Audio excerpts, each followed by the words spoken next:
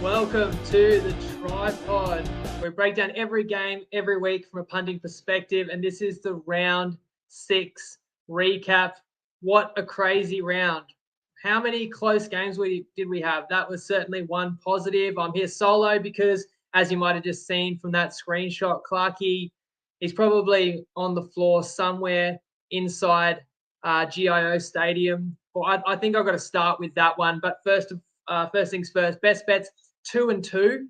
A pretty decent round, really. I mean, best bets is most important. 2 and 2 is never good. But next to most important, winning the mixed matchup, which we did.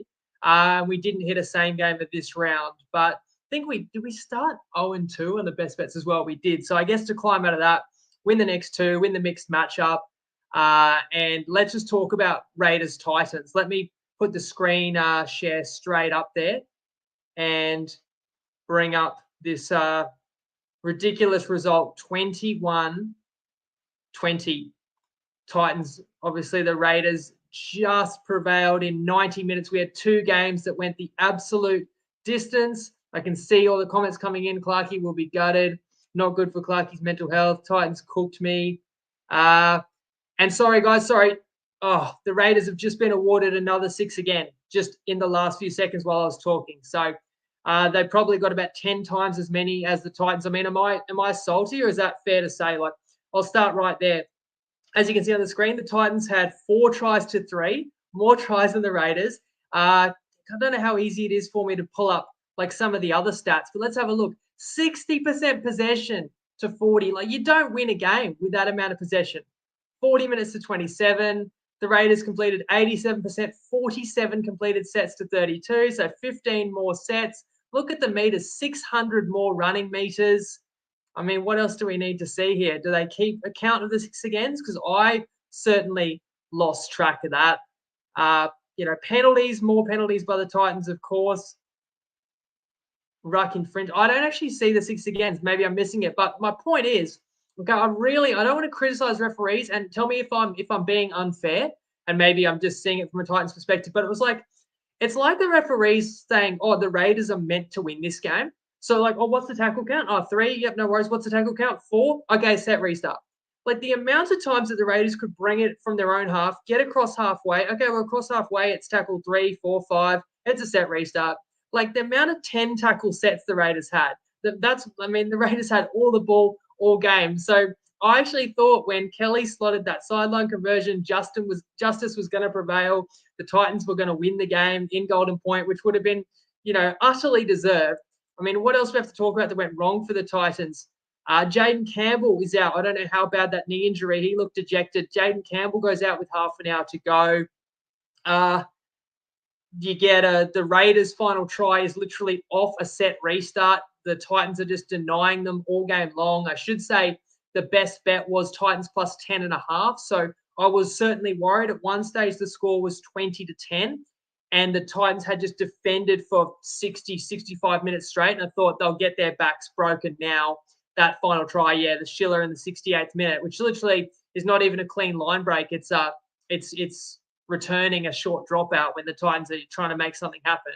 I thought that could be curtains, but the Titans come back, score twice. AKP in the final 5 minutes, need a sideline conversion to get us to extra time.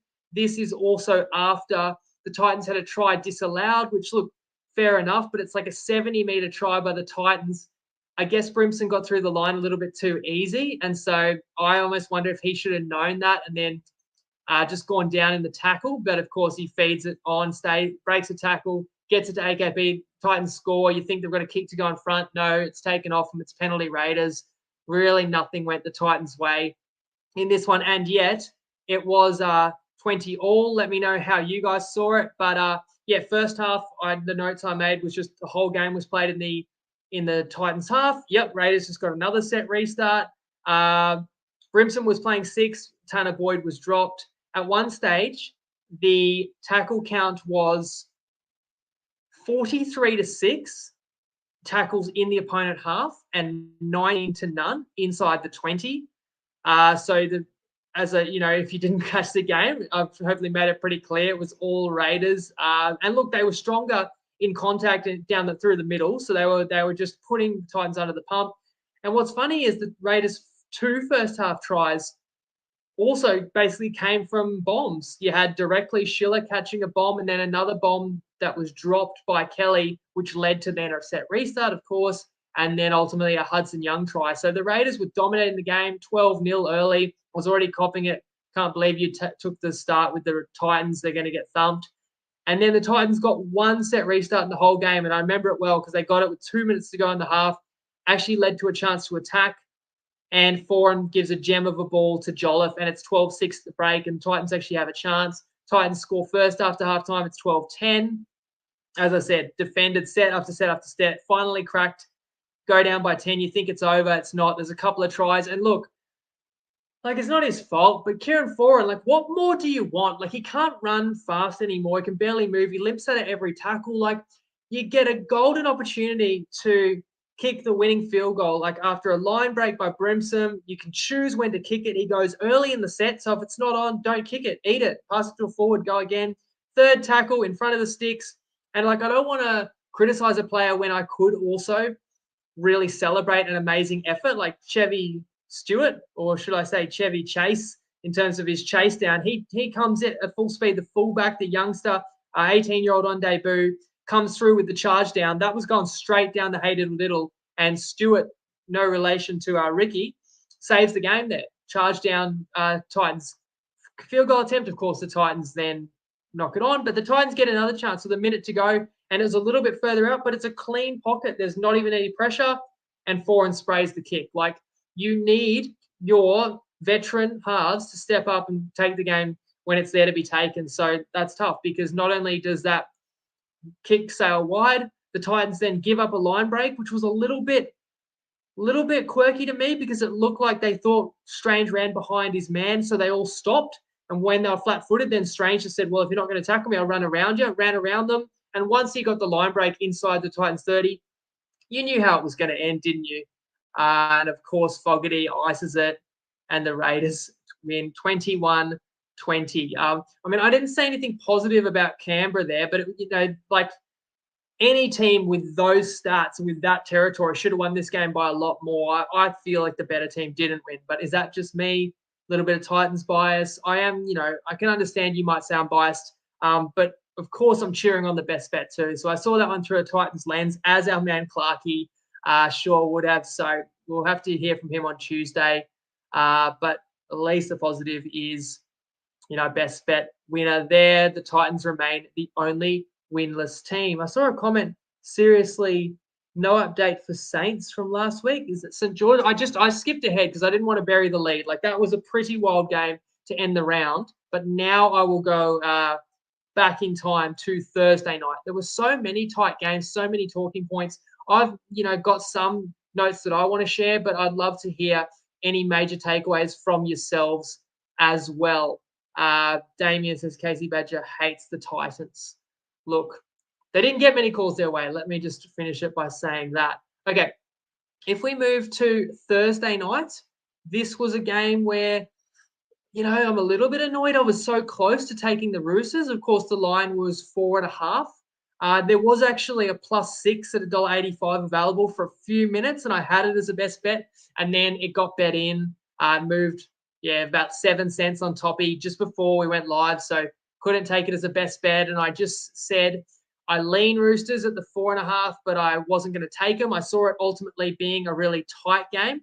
And I thought the difference would be the home advantage to Newcastle, the continuity that they didn't have that disruption of losing a halfback and a fullback. And I thought with both sides having a superstar fullback, that KP would trump Manu. As much as I'm a massive fan of Joey Manu, like Ponga's the form player in the competition, the reigning Dally M medalist. And of course, what happens? Ponga picks up a hip pointer injury. It directly cost the Knights a first half try. And it meant that Ponga was basically a passenger for 30 minutes in the first half. Like, they were speculating whether he should have just been taken off, but he was able to get a needle at halftime. And to KP's credit, like, actually still had some amazing moments second half and kept us in it. But am I being too harsh if I say, like, the fact is the Knights are a bit of a one-man team. So when KP was disabled in the first half and could barely move and was nothing more than a decoy, the Knights had nothing to offer.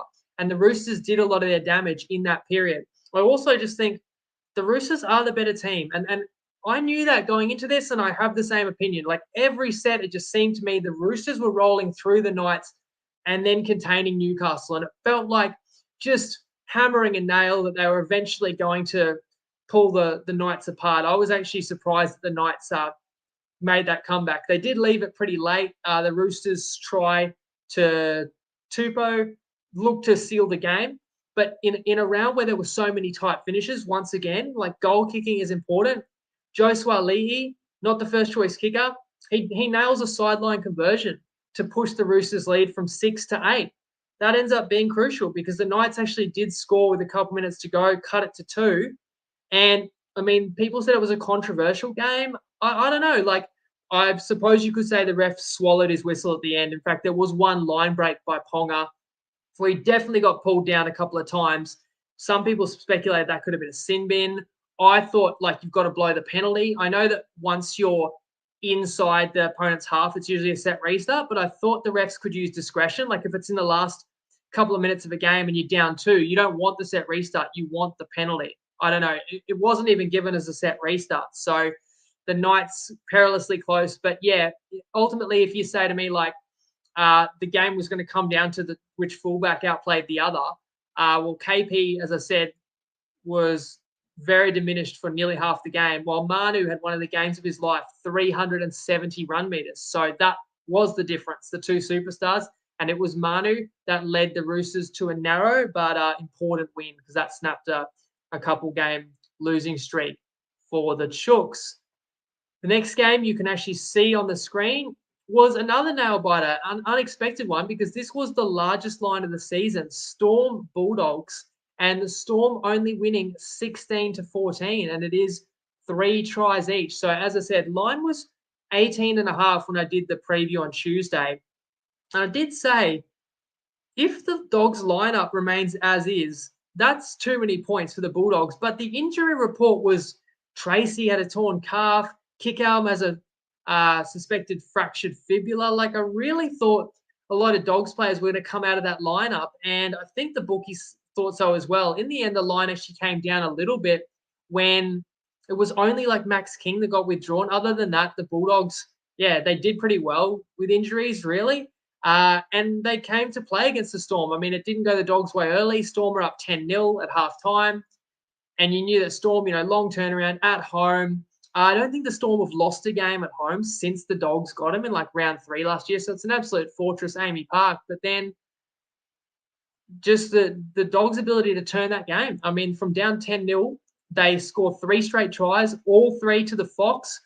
That's after the Dogs had a sin bin, which you thought might put it out of reach. It was Tues. But shortly after that, the Dogs made a break, and Crichton sells it a little bit to get Puppy in the bin, and the Dogs scored twice more with 12 on 12. And again, it's goal kicking because twice, I know the first Adokar try is a breakaway, and he scores close to the sticks, and the Dogs score that. The Dogs convert that. But 2 more Adokar tries, obviously, on the left wing. Burton's a pretty sweet left boot there, and misses them both, and you're up only 4 when you could have been up 6 or even 8. And sure enough, the Storm get the final try. Sean Bloor goes over, and that's close to the post, and Storm nail that and are able to hold on. And I want to shout out a guy like Bronson Cherry, and it was Cherry's mistake dropping can't remember he dropped a bomb or he just dropped it in the play the ball or very early in the tackle count on his own 20.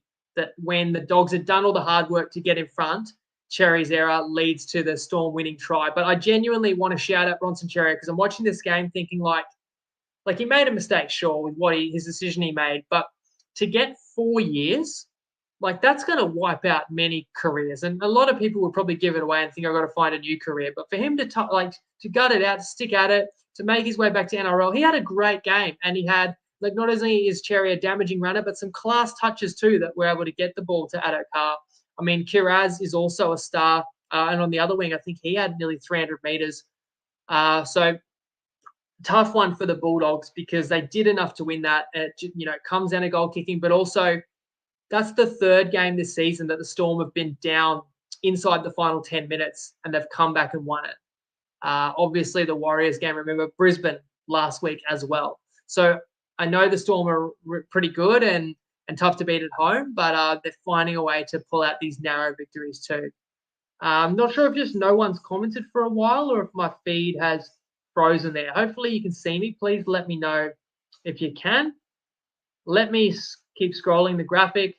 Here's the first best bet of the round, and this was a loss. And I do feel a bit hard done by, but, maybe I got it wrong. I know I've gone against Brisbane the last couple of weeks and come up snake eyes.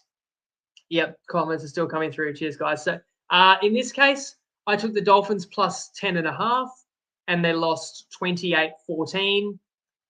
I mean, Flegler, I knew he did hurt his shoulder, but he's named on Tuesday, then gets ruled out. So that's the Dolphins' best forward. Then you hear Ricky has sprained his ankle at training. He's not in. Except somehow Ricky makes a miraculous comeback and does play for the Broncos.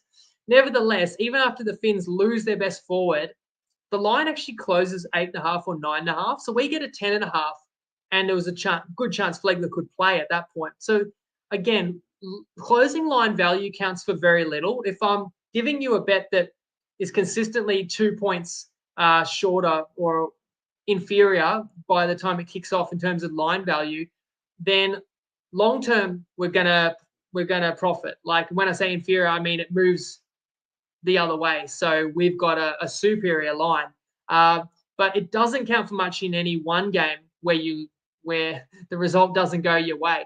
But what I have to have a whinge about is, like, I bet on Brisbane. Remember, I took Brisbane down in Penrith a few weeks ago, and nobody knew Haas had an injury, but he got ruled out that week. And then 5 minutes in, Reece Walsh got injured, and Brisbane had no chance.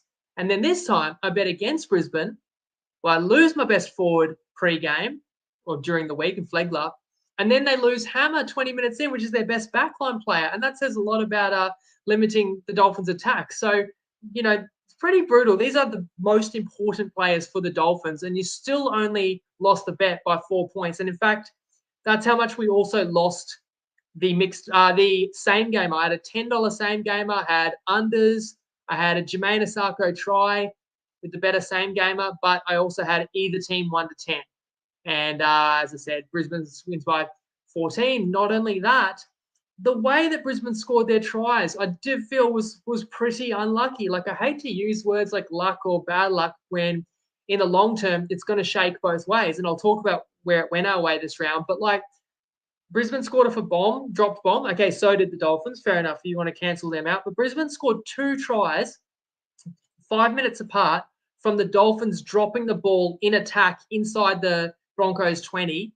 And the Broncos pick it up and take it back the other way for a length of the field try. There's one where Walsh scores and there's one where Cobbo scores. And if you want to, say that's my bad read, look, the Broncos have explosive outside backs, players including Katoni Staggs, but also aforementioned Walsh, Cobbo. Those guys hurt you when you make a mistake. They hurt you when you give them space. So that's part and parcel of betting against Brisbane, I suppose, that those moments will go against you. But pretty brutal to cop not one but 2 return length of the field tries off Dolphins spilled balls. There's literally one where the Dolphins put up a kick.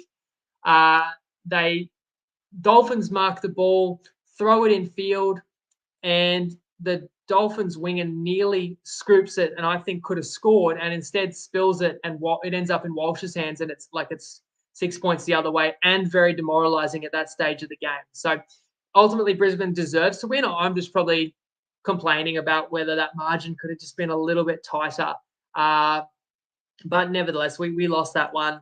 And those back-to-back tries, I think, was the difference. Brisbane's always hard to beat at home. But I also think the Dolphins lost a lot from the point of which Hamiso was ruled out of the game. They did score a couple of tries late, but went 50 minutes in this game without being able to score a try. So that's the main reason why they couldn't come closer and win this game.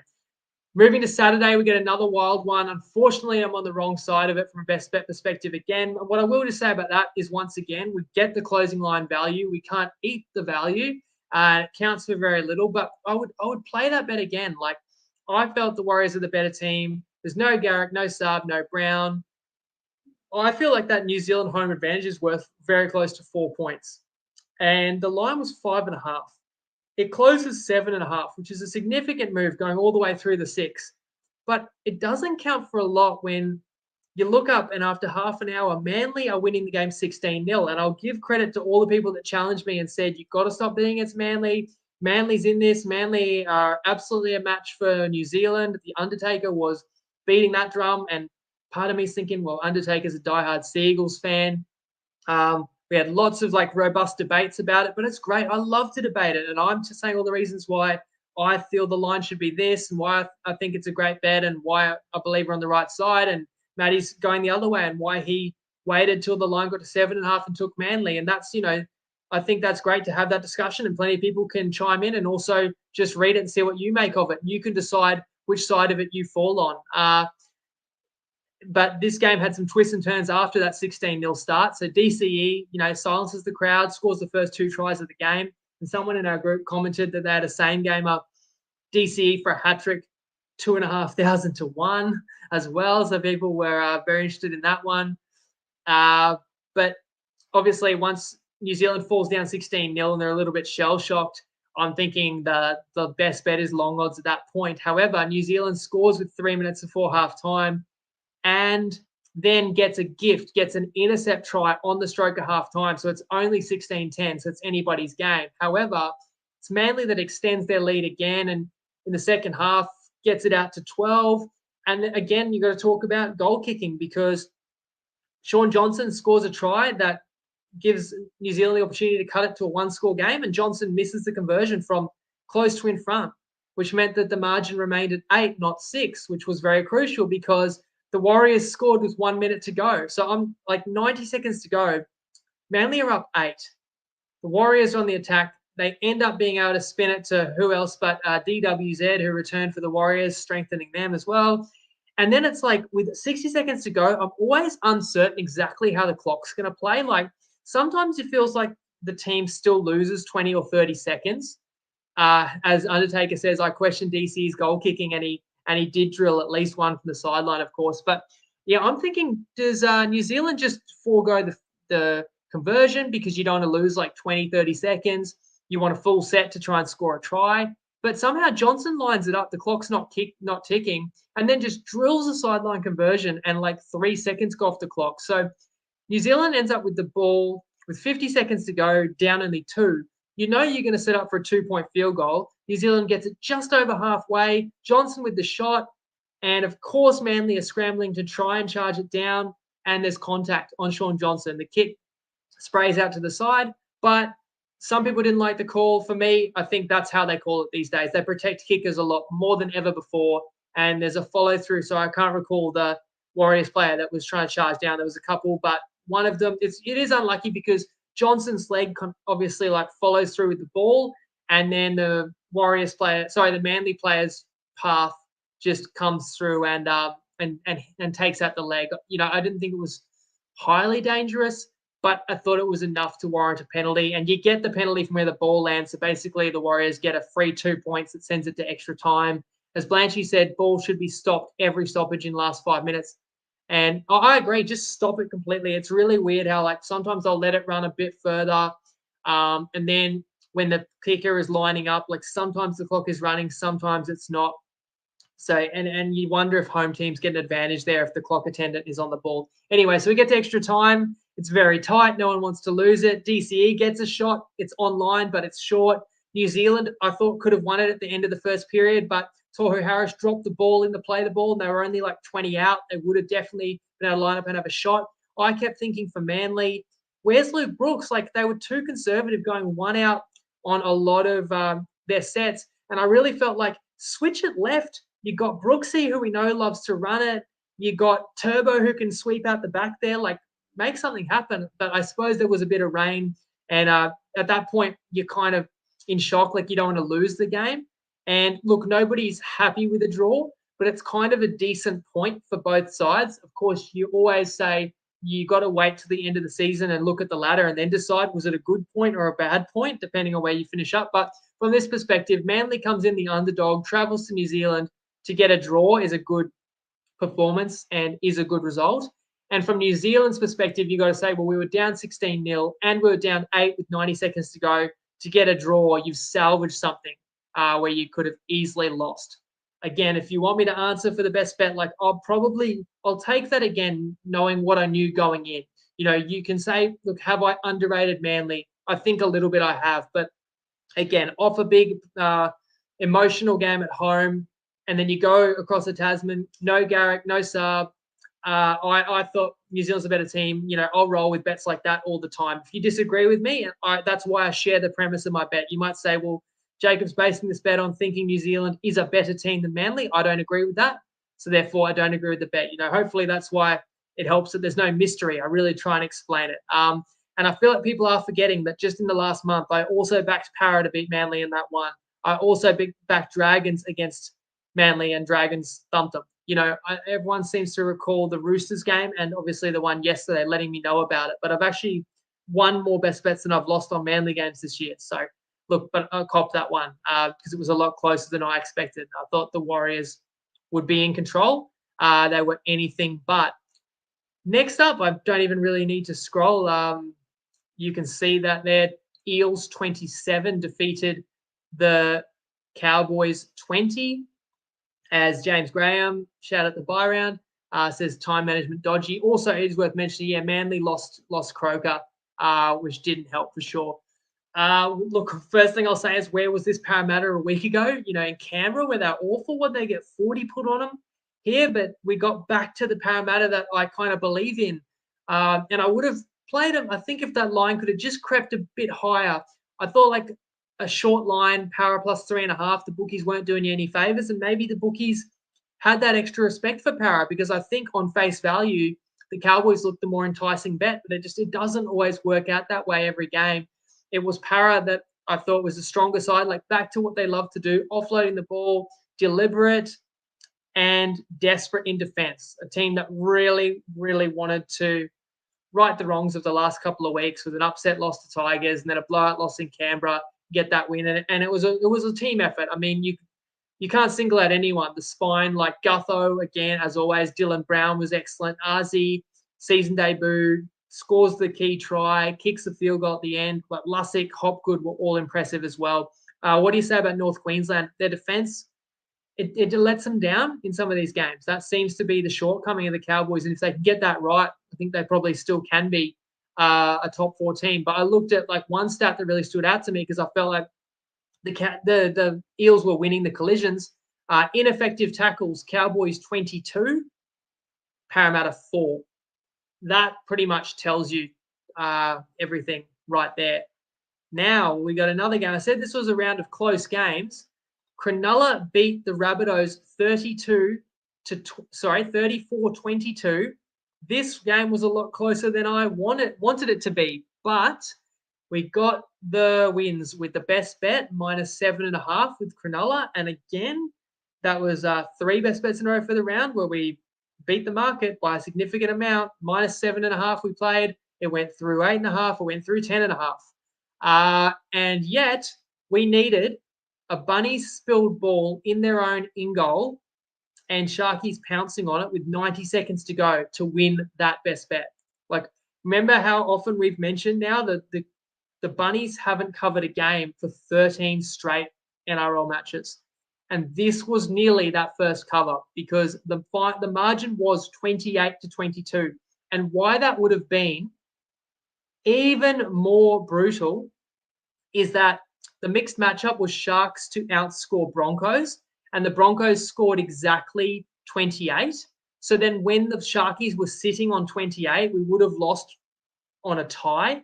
And when the Rabbitohs cut the lead to 6, we would have gone down in the best bet by 1.5 points. And I even thought at one stage, when it was 28-22, Nico's going to slot a field goal here for sure, which would have actually won us the best bet. So it would have been least good on that front. But then the mixed, would have won us the mixed matchup, but the best bet would have gone down by 0.5 point. So that's what I thought was going to happen. After Cronulla had no right not to win the game. You're up 16-6 at halftime. Mulatalo's got a double, and he had an outstanding assist off a bomb and then offloading for the other try. And I want to talk about everything that went wrong for Souths, because I always whinge when stuff goes wrong for my team. But I got to admit, every break went our way in this game. Everything went against the Rabbitohs. Tyrone Munro is back. First game of the season, breaks his collarbone early. Totola's out early. I believe it was a knee. Correct me if I'm wrong.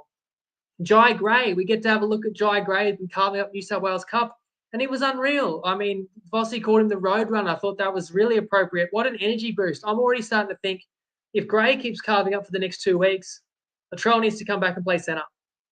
I think that makes you a more explosive team. But at one stage, Jack Whiten had to go back and cover fullback because Jai Gray got a HIA. He did return from it at least.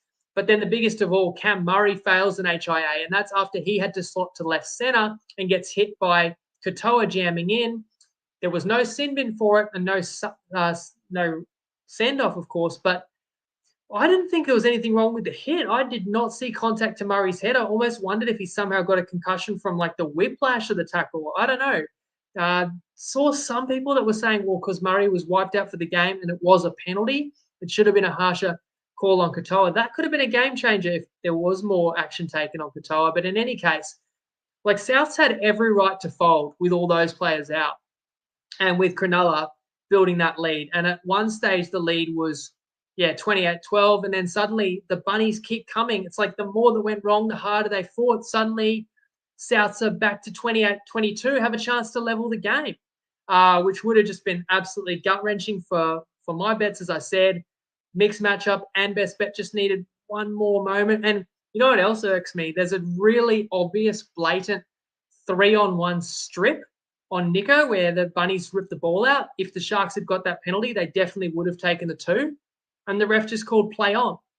I didn't know you could just say play on if it's like more than 2 in the tackle strip. I thought that had to be a penalty. Anyway, doesn't matter now because we got that win there. But the fight back actually started to raise questions about whether that justifies Demetrio's position. You know, whether now they're going to a bye. Like you went into the game saying the Bunnies had to win to save JD's job. You come out of the game saying that was probably the toughest effort by Souths all season. You know, it doesn't show on the scoreboard, but honestly, they made us very nervous, and a lot of teams would have folded and given up a lot more than what the Rabbitohs did in that one. So where does that leave JD? I feel like they've probably come too far at this point, but you have to say if the Rabbitohs' performance was going to be a measure of how much they care for their coach, it was a 10 out of 10 effort. It just wasn't South's night, and I'll take it. I had a bet against a team that had a horrible run of luck that night, so that was crucial because we needed it to get a couple of those victories. Moving to Sunday, I think this score probably surprised people. It was a toss-up. Let us know who you tipped and what you thought, because to me, like, the Tigers were basically not in the game. I mean, my first takeaway is like what a weapon Zach Lomax is under the high ball. You know, he's either taking them and scoring or setting up a try or coming damn close every week. Scores in the first minute, has another one that he skies and grabs and assists to Flanagan. Dragons are up 16-6 half time. You know, I thought Sullivan had a decent game. I think he had a really nice pass for the opening try to Yuto Kamanu, but I do feel like West are missing something. So did Galvin get 2 or 3 weeks? He's back. He's either back this week or next. I do feel like West need him back there. And also just felt like the Tigers never built any pressure in this game. And it was probably because the Dragons won the middle. You know, I looked at Molo, Sele, Eisenhuth, really powerful. And you got Laurie and Laurie and Jack DeBellin off the bench. It just keeps coming. Like, the Dragons had the stronger middles, and that was the challenge for West, and they couldn't meet it. I feel like West never really got a sniff, and that is disappointing when you consider, a great win over Cronulla, who are top of the table right now. You beat Parramatta, close game against the Finns. That's excusable, but you're at home at Campbelltown, sold out, and you're down as much as 24-6. That is that's what you get out of bottom 4, bottom 6 sides. Like, you don't get the consistency, even if you see what they're capable of. And West are capable of a lot more than they showed today. And it is kind of typical Dragons that they don't wow you. They're not going to blow anyone away with talent, but they're going to win here and there just by outworking their opponent. Ryan says, lean Tigers early, but they didn't really show up. I mean, even Luciano Leilua was ruled out for Dragons, right? So kind of Yeah, it seemed to me. I mean, I got it wrong because I tipped the Tigers, but not enough value to me that to suggest it was the best bet at least. So no harm done there. And then already waxed lyrical about the Raiders 21/20. So if you came late, send it in rewind and jump into the beginning. You'll hear my passionate and kind of aggravated thoughts on that game. Of course, I wanted to see the Titans win. I copped so much this week and taking the Titans as the best bet, and people telling me they had no hope at all with the 10.5, let alone to win. And I feel Titans should have won the game, but let's leave it there. I love it when footy's competitive, and what can you say? That the game this afternoon was disappointing, but Raiders, even Sharks game is one try in it with 5 to go. Eels, Cowboys certainly was close. Warriors, Seagulls, Broncos, Dolphins, not so much. But Storm Dogs, Knights, Roosters, like 5 or 6 really tight competitive matches this round. You love to see it. So hope you guys enjoyed it. Hope you came out of it with a little bit of profit. If you did, if you followed the best bets mixed matchup, could have been better. But as I say, from starting the weekend in a hole to climb out of that, we can recover. We're 13-11 now on best bets. We're 3-3 on mixed matchups when that's plus odds every week. It's not great at all, but not too bad either. And I still feel like more often than not, these key players are coming out of the game on the wrong side of the ledger as far as we're concerned. Maybe it turns, maybe it doesn't. I can't control that. I'll control what I can control, which is work hard, prepare, and try and come at it for round 7, where Clarkey will join me and find some of the best bets that I can see on the board. Thank you to everyone who tuned in live, or if you're catching this later. I appreciate you. Hope you have a great week, and I'll see you on Tuesday.